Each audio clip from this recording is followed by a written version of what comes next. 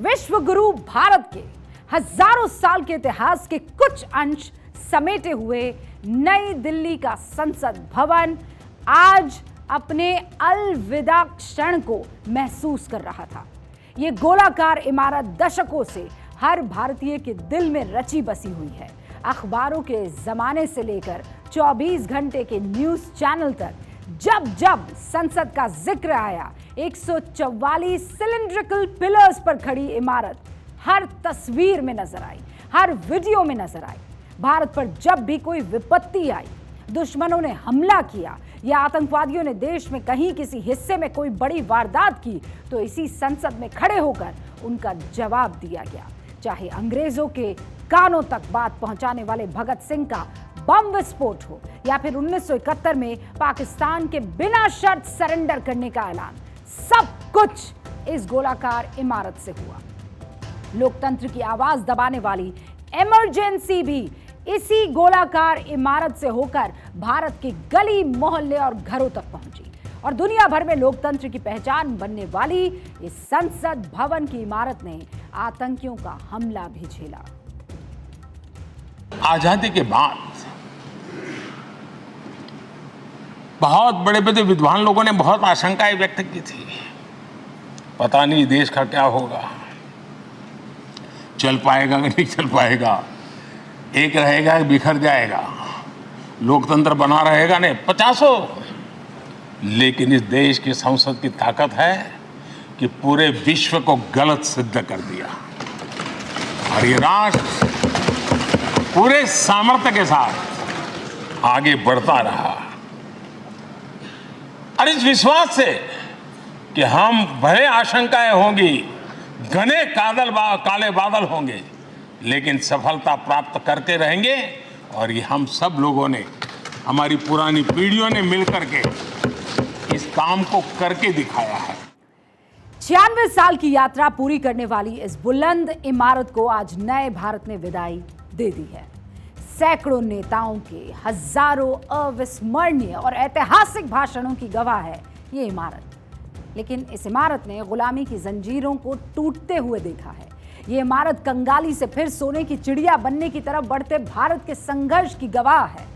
स्वर्णिम इतिहास समेटे खड़ी इस इमारत के अंतिम पलों में ये इमारत एक ट्रू स्टेट्समैन के ओजस्वी भाषण का कैसे गवाह बनी, आज ये इमारत कैसे देश के प्रधानमंत्री नरेंद्र मोदी के ऐतिहासिक भाषण की गवाह बनी, जो पीएम मोदी पर ये आरोप लगाते रहे, पुरानी सरकारों की लेगेसी मिटाने का आरोप लगाते रहे, जो ये कहते रहे आरोप के साथ कि नेहरू गांधी खानदान के कामों की अनदेखी करते हैं मोदी।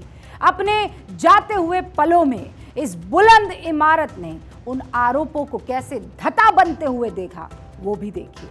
प्रधानमंत्री नरेंद्र मोदी ने आज अपने भाषण में देश के पहले प्रधानमंत्री जवाहरलाल नेहरू का नाम 7 मर्तबा लिया। लाल बहादुर शास्त्री को अपने भाषण में 5 बार पीएम मोदी ने याद किया।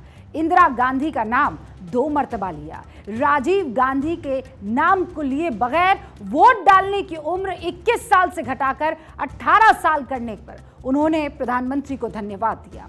और मनमोहन सिंह का नाम भी 2 बार उन्होंने लिया। And you're fiddling. I understand this. You might not appreciate it, but my great-grandfather spent 15 years in jail. My grandmother was shot 32 times and my father was blown into bits. So I understand a little bit about what this country is. उमंग उत्साह के पल के बीच भी कभी सदन की आंख से आंसू भी बहे। ये सदन दर्द से भर गया जब देश को 3 अपने प्रधानमंत्री उनको अपने कार्यकाल में ही खोने की नौबत आई, नेहरू जी, शास्त्री जी और इंदिरा जी। तब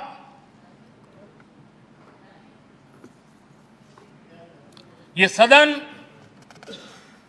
अश्रु भीनी आंखों से उन्हें विदाई दे रहा था। सुना आपने, और अगर नहीं तो एक बार फिर से जरूर सुनिएगा। लेकिन भारत गणराज्य के 14वें प्रधानमंत्री नरेंद्र दामोदर दास मोदी ने अपने भाषण से विरोधियों के विरोध भरे स्वर को कुंद कर दिया। भारत के पहले प्रधानमंत्री जवाहरलाल नेहरू से लेकर 13वें प्रधानमंत्री मनमोहन सिंह तक की विरासत को उन्होंने याद किया। नेहरू और शास्त्री जी की नीतियों और शब्दों से मिलने वाली शिक्षा पर उन्होंने बात की। भारत को अपने पैरों पर खड़ा होना सिखाने वाले उन महान नेताओं को उन्होंने नमन किया। प्रधानमंत्री मोदी ने नेहरू के स्ट्रोक ऑफ मिडनाइट को हमेशा प्रेरित करने वाला बताया। लाल बहादुर शास्त्री के परिश्रम और पुरुषार्थ को देश को दिशा देने वाला कहा। इंदिरा गांधी का नाम लेकर इमरजेंसी और लोकतंत्र की वापसी का जिक्र किया। नरसिम्हा राव की आर्थिक नीतियों को लाभकारी बताया और वाजपेयी जी के सर्व शिक्षा अभियान की प्रशंसा की। बांग्लादेश की मुक्ति का आंदोलन और उसका समर्थन भी इसी सदन ने इंदिरा गांधी के नेतृत्व में किया था। इसी सदन ने इमरजेंसी में लोकतंत्र पर होता हुआ हमला भी देखा था और इसी सदन ने भारत के लोगों की ताकत को एहसास कराते हुए मजबूत लोकतंत्र की वापसी भी इसी सदन ने देखी थी। दशकों से नई दिल्ली की पहचान बनकर खड़ी भव्य इमारत ने 6 अलग अलग गठबंधन और पार्टियों की सरकार को देखा है।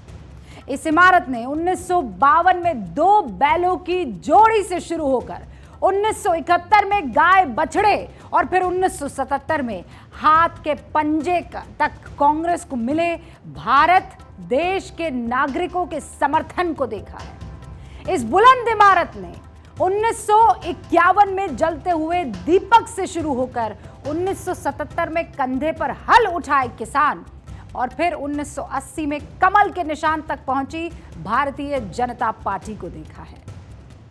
भारतीय संसद की पहचान इसी इमारत ने देश को कंप्यूटर से जोड़ने वाले प्रधानमंत्री राजीव गांधी के वक्तव्य सुने हैं और 1991 में आर्थिक नीतियों को बदलकर भारत को नई दिशा दिखाने वाले नरसिम्हा राव के विजन को भी देखा है। आज भारत के प्रधानमंत्री नरेंद्र मोदी ने इन नेताओं को दिल से धन्यवाद दिया है। भारत के मुखिया होने के नाते धन्यवाद दिया है।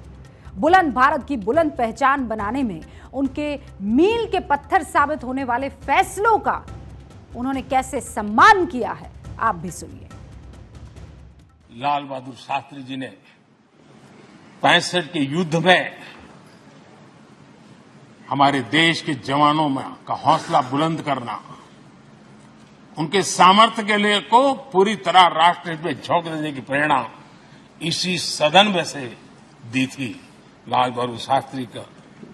और यहीं पर उन्होंने ग्रीन रिवॉल्यूशन के लिए एक मजबूत नींव लाल बहादुर शास्त्री जी ने रखी थी। भारत का ये गोलाकार संसद भवन कल यानी 19 सितंबर 2023 से इतिहास का हिस्सा बन जाएगा और नए भारत की नई तकदीर लिखने की जिम्मेदारी होगी नई त्रिकोणाकार इमारत के जिम्मे।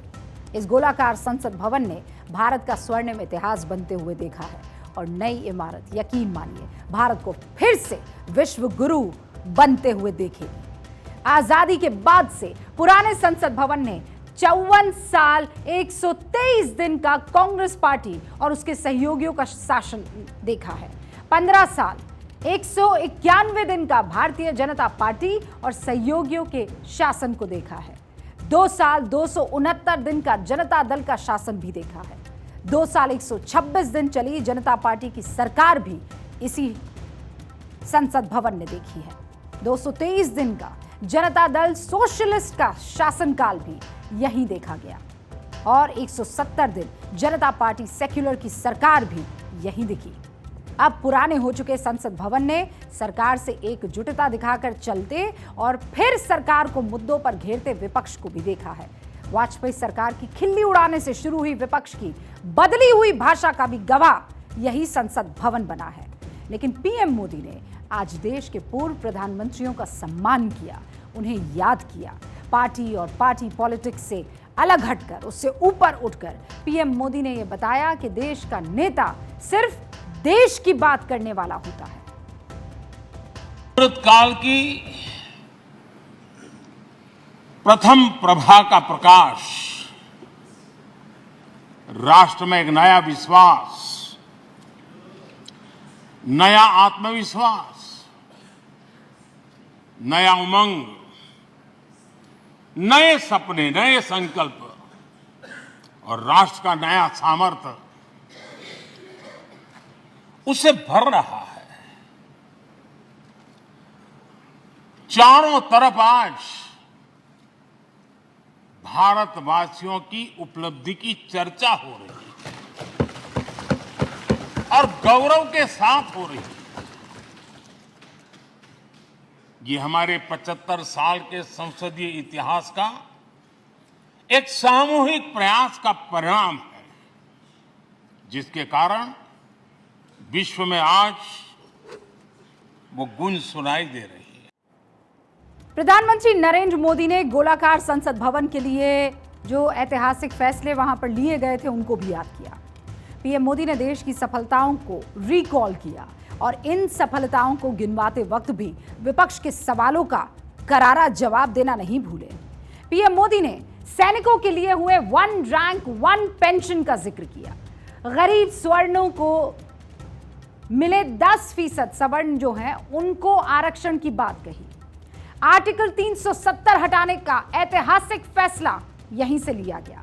1 नेशन 1 टैक्स यानी जीएसटी का भी जिक्र किया उन्होंने। जीएसटी से आम इंसान को फायदा हुआ, अब उसे अलग अलग टैक्स कैलकुलेशन में नहीं उलझना पड़ता। व्यापारियों को आराम हुआ क्योंकि उन्हें अब अलग अलग फॉर्म नहीं भरने पड़ते। लेकिन राहुल गांधी अभी भी जीएसटी को गब्बर सिंह टैक्स ही बताते हैं।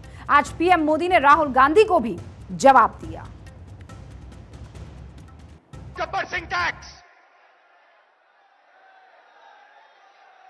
मनमोहन सिंह जी ने कहा, चिदम्बरम जी ने उनसे कहा, इसको आप बिना पायलट प्रोजेक्ट मत लागू कीजिए, देश का नुकसान हो जाएगा। जो हमने बनाया है पूरे देश ने प्यार से खून पसीने से अर्थव्यवस्था खड़ी की है, नष्ट हो जाएगी। नरेंद्र मोदी कहते नहीं, मैं तो 12 बजे रात को गब्बर सिंह टैक्स लागू करके ही दिखाऊंगा।